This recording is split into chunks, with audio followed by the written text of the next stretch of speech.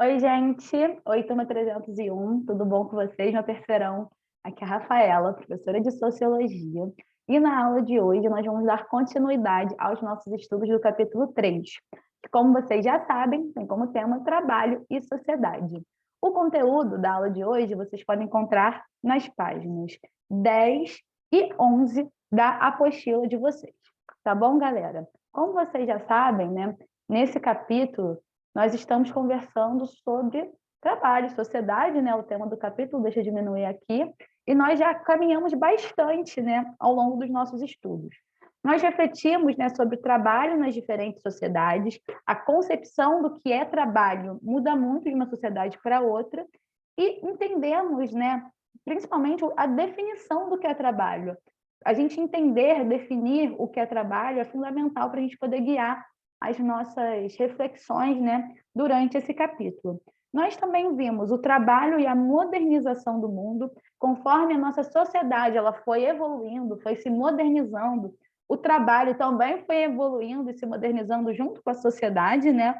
E para a gente entender essa modernização, nós retomamos o trabalho nas antigas sociedades, retomamos o trabalho na sociedade capitalista, né, onde nós vimos a contribuição do Weber, do Marx, do Durkheim, acerca, né, dessas ideias, e vimos as transformações no mundo do trabalho.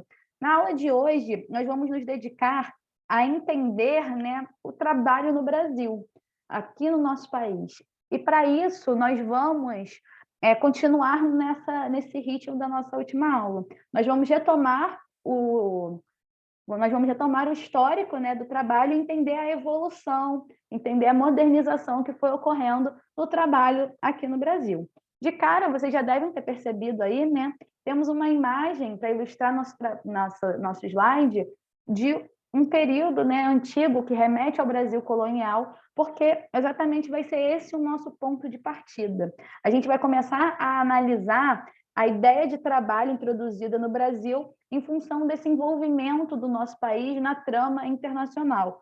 Ou seja, desde que os portugueses chegaram aqui, né? A chegada dos portugueses aqui no Brasil, ela ocorre como uma consequência da expansão europeia e do desenvolvimento mercantilista. Ou seja, os portugueses chegam aqui no Brasil naquele contexto das grandes navegações, né? A Europa descobrindo o novo mundo, fazendo o que eles chamam de descobrimentos, certo? A produção agrícola, né, voltada para a exportação e a presença da escravidão no Brasil está vinculada com a vinda dos europeus. E é exatamente isso que a gente consegue perceber nessa ilustração, né? Nós temos uma ilustração bem antiga que remete a esse passado colonial. Conseguimos perceber, né, que temos dois personagens bem distintos, né, uma população ali que representa, né, os europeus ali vestidos, só pegando as coisas, e, né, a mão de obra rústica trabalhando ali, né, com acessórios rústicos, sem roupa e por aí vai, tá? O que acontece? Em 1888, nós tivemos a abolição da escravidão. Encerrou-se um período de mais de 350 anos de predomínio do trabalho escravo. Galera, atentem-se ao ano 1888, ou seja, nós só convivemos com a liberdade formal de trabalho aqui no Brasil há pouco mais de 100 anos. Isso é muito pouco. Isso representa, né, que nós temos uma história de liberdade formal de trabalho muito recente, certo? Nas primeiras décadas após a escravidão, os proprietários de terra procuraram trazer imigrantes para trabalhar em suas terras, né, para poder substituir aqueles escravos que agora, né, foram libertos, certo? E como que isso acontecia? A importação, a vinda dos colonos, ela era realizada, ela era feita com a ajuda dos governos das províncias, que arcava com o custo da importação e ainda subvencionava as empresas agenciadoras de mão de obra estrangeira. Ou seja, você tinha todo um aparato ali garantido pelo governo da época para poder garantir, né, a vinda desses colonos, desses imigrantes aqui para o Brasil. Tá? Esse método, toda essa dinâmica, ela ficou conhecida como colonato. Por quê? Porque as famílias que aqui chegavam, né, elas assinavam um contrato, né, um documento, afirmando que o fazendeiro teria adiantado uma quantia exatamente para o transporte, para os gastos iniciais de instalação e sobrevivência dos colonos e da sua família. Ou seja, que o fazendeiro tinha arcado com os custos da mudança, né? Aí o que acontecia? Aí, dessa maneira, os colonos, né, eles deveriam plantar, cuidar de um determinado, né, pés de café, e no final da colheita seria feita uma divisão, uma distribuição com os proprietários. Só que os colonos eles eram obrigados a pagar juros sobre aquele adiantamento. Então, virava uma bola de neve. Eles não podiam sair da fazenda enquanto não pagassem a sua dívida. E como você tinha juros correndo, isso demorava muito. Então, iniciou-se nessa época o que era chamado de parceria do endividamento.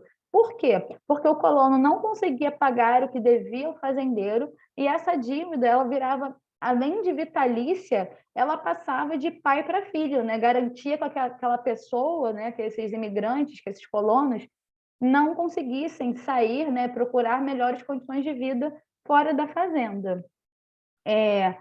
Aí o que a gente consegue perceber? Aqui, galera, nesse slide, a gente tem uma charge, né, chamada O Escravo e os Imigrantes. Nós vimos aí a figura do escravo, a ideia dos imigrantes ali, os proprietários de terra, numa charge de 1878, certo?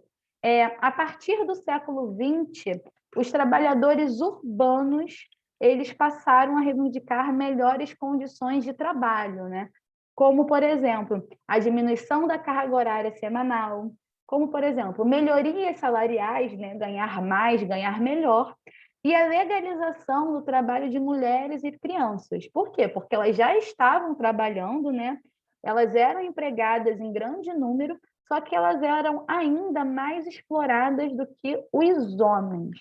Tá? Com o desenvolvimento industrial crescente que ocorria nesse período, as preocupações com o trabalhador rural, obviamente, continuaram a existir, tá, gente? Só que nesse momento, como a gente estava tendo o crescimento acentuado desse trabalhador urbano, a atenção maior das autoridades voltou-se exatamente para condições desse trabalhador, né? Dessa figura do trabalhador urbano que determinava uma necessidade de uma regulamentação das atividades trabalhistas no Brasil. Ou seja, já que agora a gente tem a figura de um trabalhador urbano cada vez maior, cada vez mais forte, você precisa de leis que organizem, né, essa atividade. Isso vai ocorrer pela primeira vez ali em 1930 com Getúlio Vargas no poder. Inclusive, coloquei aí, né, no slide o Getúlio Vargas discursando em São Januário, em 1951, no Dia do Trabalho, tá? Que é uma imagem bem emblemática de toda essa história, né? A ampliação do processo de industrialização no Brasil traz como consequência o aumento do número desses trabalhadores urbanos. Antes disso, a gente tinha como um perfil populacional aqui no Brasil a maioria da população vivendo em zona rural. Tá? Era ainda mantida uma estrutura social, política, econômica vinculada à terra. Então, percebam, gente, que a gente está tendo uma evolução e uma transformação. A gente está mudando um perfil populacional, um perfil de mão de obra ligado à zona rural, ligado a atividades de agropecuária, para uma sociedade mais urbana, uma sociedade ligada às atividades industriais, certo? E essas transformações mudaram o país, né? Mas o passado continua fluindo, principalmente nas condições de trabalho. Beleza, gente? E como que está o trabalho no Brasil de hoje? Após a Segunda Guerra Mundial, nós podemos pontuar, né, que convivemos simultaneamente com diversas formas de produção. Ao longo da nossa história, nós vivemos com diversas formas de produção, de produzir e de trabalhar.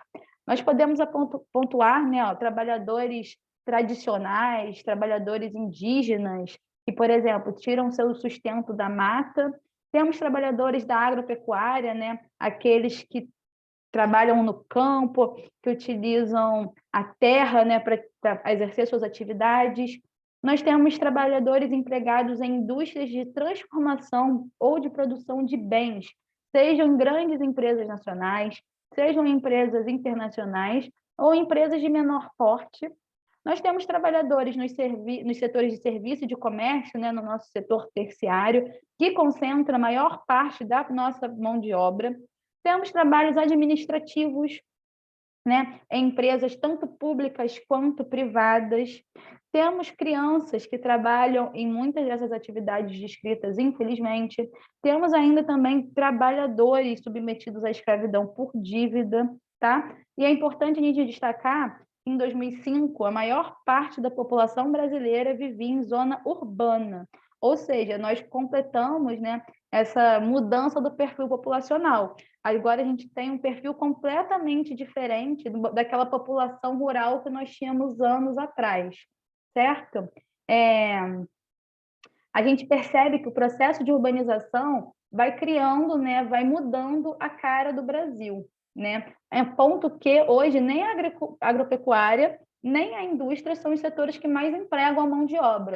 O perfil do trabalho no Brasil mudou e, com isso, o trabalho e aonde as pessoas estão empregadas também, certo?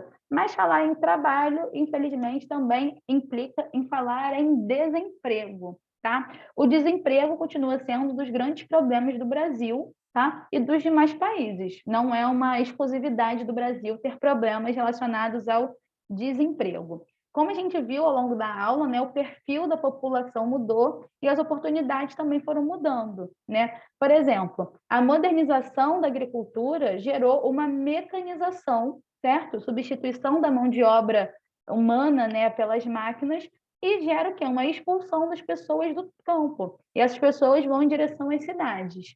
Na indústria, nós também tivemos uma automação das linhas de produção, ou seja, as linhas de produção cada vez mais também utilizando máquinas e cada vez mais substituindo a mão de obra, né, por esse maquinário que também acaba, né, demitindo muitas pessoas.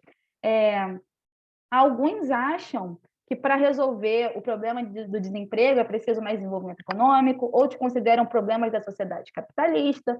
Enfim, qual seria a solução para o desemprego, certo? Gente, solução receita de bolo não existe, né? Porque se existisse, já tinha muita gente rica por aí vendendo essa solução. Mas o que a gente consegue perceber, né? Já é comprovado empiricamente por experiências, né, de países como, por exemplo, o Japão, pelo grupo denominado Tigres Asiáticos, que engloba Hong Kong, Singapura, Coreia do Sul e Taiwan, e outros diversos países da Europa, que somente pela educação se alcança um real e efetivo desenvolvimento nos diversos âmbitos, e isso influencia diretamente no emprego, isso influencia diretamente nos postos de trabalho que são criados e, consequentemente, na qualidade de vida da população. Tá bom, galera? Para a gente poder fixar os conteúdos vistos na aula de hoje, nós vamos fazer o questionário número 5, tá bom? Que está presente nas páginas 11 e 12 aí da apostila, e vamos ter também a atividade devolutiva número 3.